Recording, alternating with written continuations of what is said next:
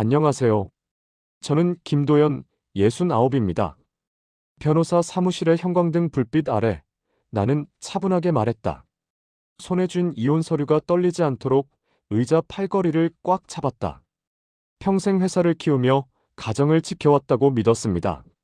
30년 동안 단 한 번도 의심하지 않았습니다. 변호사가 조용히 고개를 끄덕였다. 그의 눈빛에는 동정이 섞여 있었다. 아마 이런 사건을 수없이 봐왔을 것이다. 하지만 내 인생에서 가장 철저히 무너진 날은 사업이 실패했을 때가 아니었습니다. 나는 잠시 숨을 고르고 계속했다. 집으로 2시간 일찍 돌아온 그날이었습니다. 그날은 아무 일도 없는 화요일이었다. 2023년 10월 17일 화요일. 날씨는 맑았고 기온은 18도. 평범한 가을날이었다.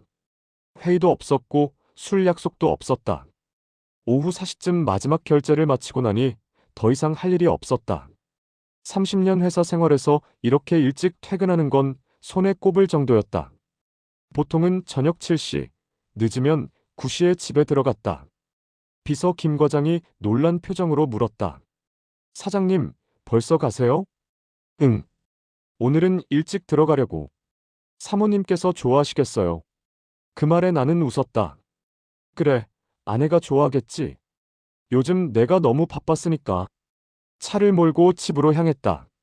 강남에서 분당까지 평소라면 1시간 걸리지만 러시아워 전이라 40분 만에 도착했다. 아파트 지하 주차장에 차를 세우고 엘리베이터를 탔다. 28층. 우리 집이 있는 층수였다. 엘리베이터 안에서 나는 문득 생각했다. 아내가 무슨 반찬을 했을까?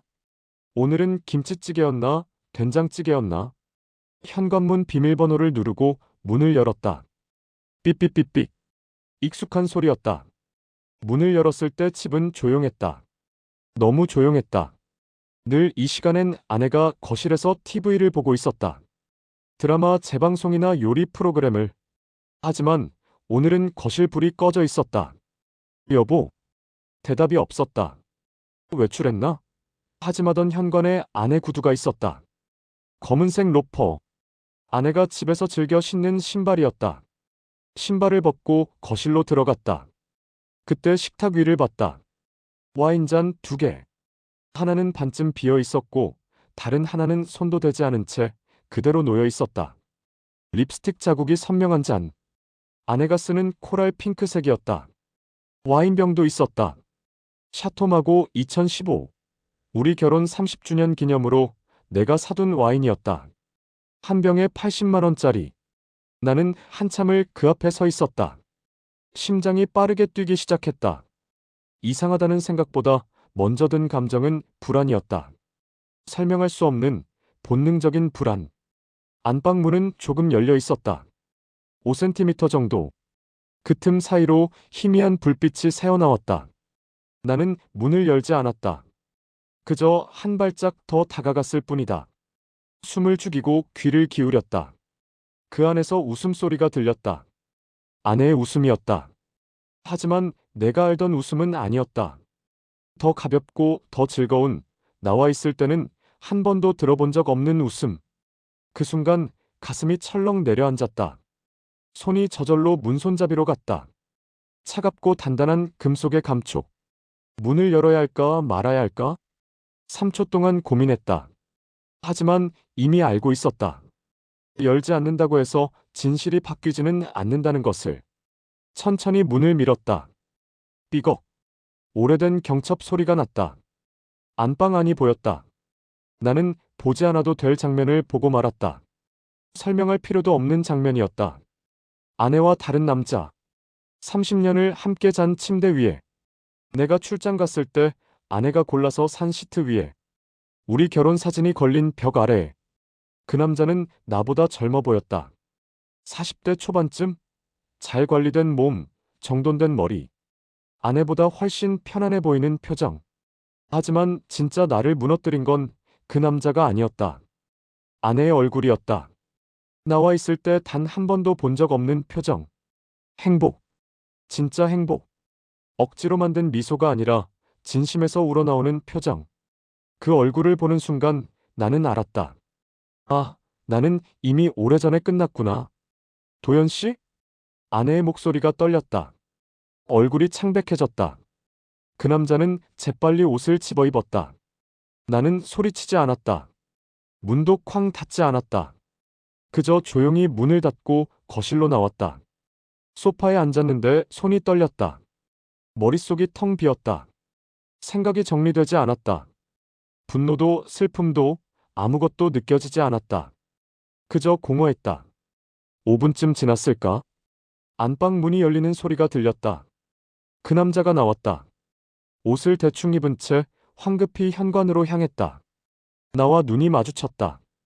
그 남자는 미안하다는 말도 하지 않았다. 그저 고개를 숙이고 나갔다. 문이 닫히는 소리가 유난히 크게 들렸다. 잠시 후 아내가 나왔다. 가운을 걸친 채, 머리를 정리하지도 못한 채. 여보, 그게 아니고. 나는 그 말을 끊었다. 차분하게, 감정 없이. 얼마나 됐어? 아내는 대답하지 않았다. 입술을 깨물고 고개를 숙였다. 그 침묵이 답이었다. 오래됐다는 뜻이었다. 한 명이야? 아내의 얼굴이 굳었다. 눈동자가 흔들렸다. 여러 명이야? 그제야 아내는 울었다. 소리 없이 눈물만 뚝뚝 떨어뜨리며. 하지만 그 울음이 후회인지 두려움인지는 알 수 없었다. 아니, 알고 싶지도 않았다. 그날 밤 나는 한숨도 자지 못했다. 서재에서 소파에 누워 천장을 바라봤다. 시계가 째깍째깍 소리를 냈다. 밤 11시, 12시, 새벽 1시, 2시. 눈을 감으면 그 장면이 떠올랐고, 눈을 뜨면 이 현실이 믿기지 않았다. 분노보다 허탈함이 컸다. 배신당했다는 사실보다 내가 아무것도 몰랐다는 사실이 더 충격적이었다. 나는 나름 성실한 남편이었다고 생각했다. 밖에서 딴짓 안 했다. 회식 자리에서 여직원들과 2차 가자는 말에도 항상 거절했다. 접대 골프는 갔지만 룸살롱 같은 데는 발도 들이지 않았다. 집에 오면 말수는 적었지만 책임은 다했다고 믿었다. 생활비는 빠짐없이 줬고 아내가 원하는 건 웬만하면 다 들어줬다. 새 차가 갖고 싶다고? 샀다. 명품 가방이 갖고 싶다고? 샀다. 친구들이랑 제주도 여행 가고 싶다고? 보냈다. 그런데 아내는 이미 오래전부터 다른 삶을 살고 있었다. 새벽 3시쯤 나는 일어나 서재 책장을 뒤졌다. 우리 결혼 앨범을 찾았다.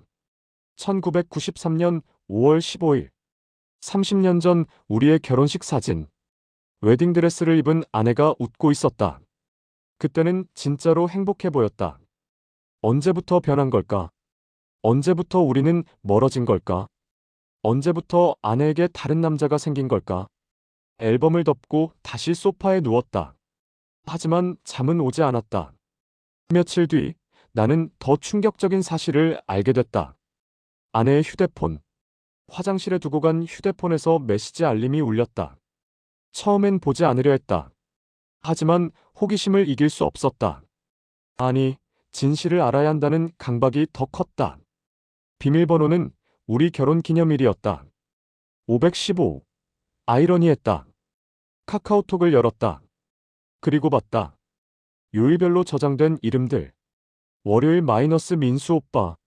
수요일 마이너스 준혁 씨. 금요일 마이너스 재훈. 그 사이에 나는 없었다. 화요일, 목요일은 비어 있었다. 아마 내가 집에 일찍 오는 날이었을 것이다. 대화 내용을 읽었다. 읽지 말아야 할 걸 알면서도 읽었다. 오늘 저녁 시간 돼. 응 남편 늦게 온대 그럼 우리 집으로 올래? 우리 집. 내가 30년 대출 갚으며 산 집. 내가 밤낮으로 일해서 마련한 집.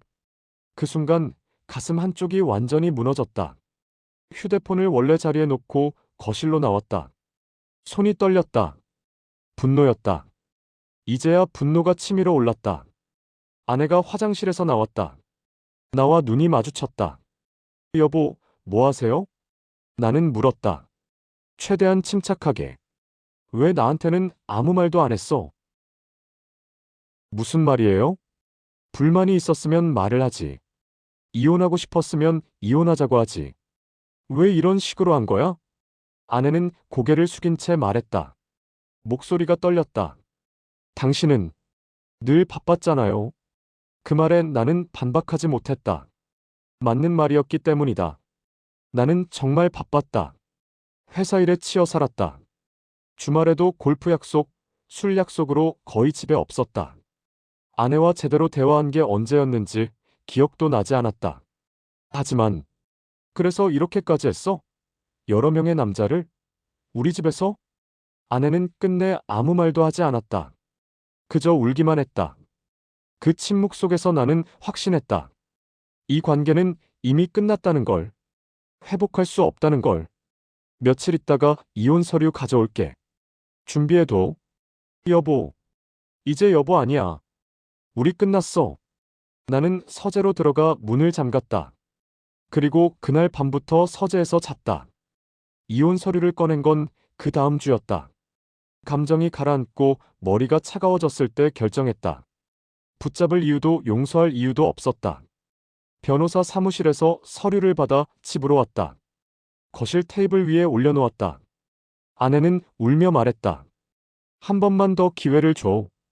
다시는 안 그럴게. 정말 미안해. 나는 조용히 답했다. 당신은 이미 여러 번 기회를 썼어. 월요일, 수요일, 금요일. 최소 3번. 아내의 얼굴이 창백해졌다. 휴대폰을 봤다는 걸 알았을 것이다.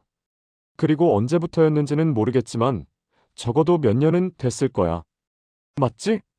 아내는 아무 말도 하지 못했다. 나는 펜을 밀어주며 말했다. 이제 각자 살자. 재산은 반반 나누자. 집도 팔아서 나누고, 연금도 나누고, 더 이상 서로 얽매이지 말자. 아내는 한참을 울다가 결국 사인했다. 떨리는 손으로. 2024년 1월 15일. 우리는 공식적으로 남남이 되었다. 이혼은 끝이 아니었다. 그때부터가 진짜 시작이었다. 집은 텅 비었고 전화는 울리지 않았다. 친구들도 연락이 뜸해졌다. 아마 뭐라 위로해야 할지 몰랐을 것이다. 회사에서 돌아오면 불 꺼진 집이 나를 맞았다. 냉장고는 거의 비어 있었고 저녁은 편의점 도시락이나 배달 음식으로 때웠다. 처음엔 그 고요가 무서웠다. 30년 만에 처음 맞는 혼자만의 시간. 적응이 되지 않았다. 하지만 시간이 지나자 알게 됐다. 이 고요가 나를 살리고 있다는 걸. 누구에게도 속지 않아도 되는 시간. 누구의 눈치도 보지 않아도 되는 시간. 내가 나로 존재하는 시간. 이혼 후 3개월쯤 지났을 때 나는 새로운 일상을 만들기 시작했다. 아침 6시에 일어나 근처 공원을 걸었다. 저녁에는 요리를 배웠다. 평생 아내가 해주던 밥을 이제는 내가 직접 만들었다. 처음엔 계란 후라이도 태웠지만 지금은 제법 김치찌개도 끓일 줄 안다.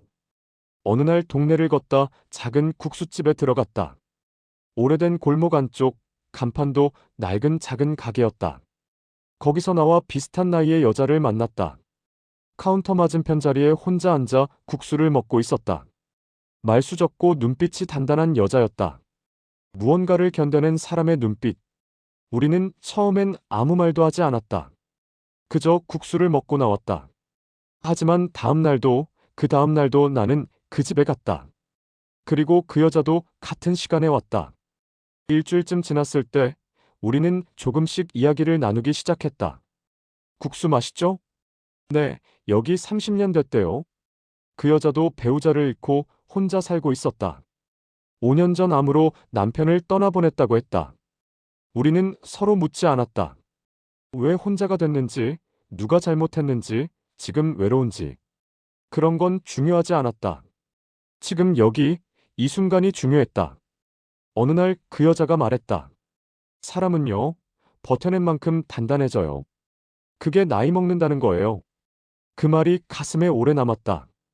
나는 그제야 깨달았다. 나는 실패한 게 아니라 버텨낸 거라는 걸. 배신당했지만 무너지지 않았고 속았지만 나를 잃지 않았다. 그것만으로도 충분히 의미 있는 일이었다. 6개월이 지나고 그 여자와 나는 자주 만나게 됐다. 국수집에서, 공원에서, 가끔은 미술관에서. 연애는 아니었다. 의지였다. 서로가 서로를 지탱해주는 관계. 도연 씨는 혼자 사는 게 외롭지 않으세요? 가끔은요. 하지만 외로움보다 더 무서운 게 있더라고요. 뭔데요? 나를 잃는 관계요. 에필로그 혼자, 그러나 단단하게. 지금 나는 혼자 산다. 분당의 작은 오피스텔. 방 2개짜리. 하나는 침실, 하나는 서재로 쓴다. 아침 6시에 일어나 커피를 내린다. 직접 원두를 갈아서. 그 향이 좋다. 공원을 한 바퀴 걷고 샤워하고 출근한다. 회사는 여전히 바쁘지만 예전처럼 일에 매몰되지는 않는다. 6시가 되면 퇴근한다. 더 이상 야근하지 않는다. 집에 가서 저녁을 먹고 책을 읽고 음악을 듣는다. 가끔 외롭다. 특히 주말 오후가 그렇다. TV를 켜도 혼자, 밥을 먹어도 혼자, 영화를 봐도 혼자. 하지만 이제는 안다. 외로움보다 더 무서운 건 나를 잃는 관계라는 걸. 거짓말 위에 세워진 30년보다 진실한 하루하루가 더 소중하다는 걸. 이 이야기를 왜 들려드리느냐고요? 혹시 지금 당신도 집에 있지만 혼자라고 느끼고 계신가요?